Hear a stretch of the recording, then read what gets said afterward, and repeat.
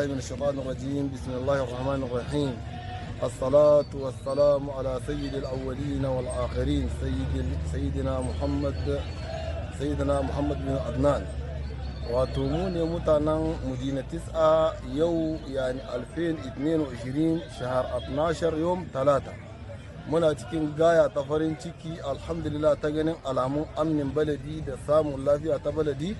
Wato mutane suna nan cikin gari hankalin su kwance suna ta aikunan su kasuwa cike jami da abubuwa cikinta da abubuwa na ci da na labbasawa an kawo kasuwa an ci gata da amfani gashi nan bida'a iri-iri ana ta ayyuka. Muna cikin aminci masha Allah, hukuma ta muna himaya irin mai kwantar da hankali ga baki daya. Wato ta gewaye garin nan namu da kuwa ta gila ta muna himaya ta kare muna jami wani adu wa mun gode ma Allah mun gode wannan gisma da Allah ya kattaba muna. Wato lijina uliya ta lijinan markaziya ta mu ta kurtum ta yi jihadi wato mun gode mata da sotin shabab din rigeba da ayan ɗinsu da shuyuk ɗinsu muna muku godiya ga baki ɗaya lijina uliya markaziya ta mu ta kurtum mai jihadi mai gudu akan haƙƙinmu a nan cikin ƙasa ta Sudan da ƙasashe na waje. Muna godiya ga gudun da kuke ta yi mana da labarunku, muna ji abin da kuke ga baki ɗaya kuma mun ga natija aikin ku gashi nan. Saboda wanda suke ɗaukaka kakinmu hukuma tana ta kama su tana saka su sujun wa mawatin ya gani ya jiya kuma ya gani da irin shi ya akada bai da shakkun komi cikin Madina Tis'a ga munan zanne wa muna roƙon alkhairi ga 'yan uwanmu wanda tashin hankali ya fudda su daga balaji suka tafi wasu garuruwa. Yani Allah ya hafaza su a zaman su da ma'ishar su da cin su da shan su duka. Allah ya hafaza mu sahar su kuma wanda suka istagbale su Allah musu albarka akan shari da wanda suka istagbale su a can inda suke zanne. Wato Allah ya maido su gidajen su lafiya.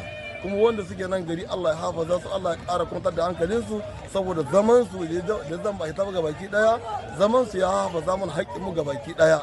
Kuma su ko wanda suka hitar su ta sa hukuma ta yi ihtimam akan mu gayatul ihtimam wa mun gode wannan duk gisma ce abin da Allah ka mun haka wa jazakumullahu khair.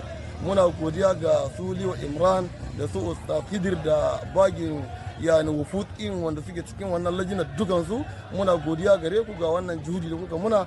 Allah ya saka muku da alkhairi. Barakallahu fikum. Akhukum Rabi Adam Saleh Khalil ya Madina Tis'a. Jazakumullahu khair.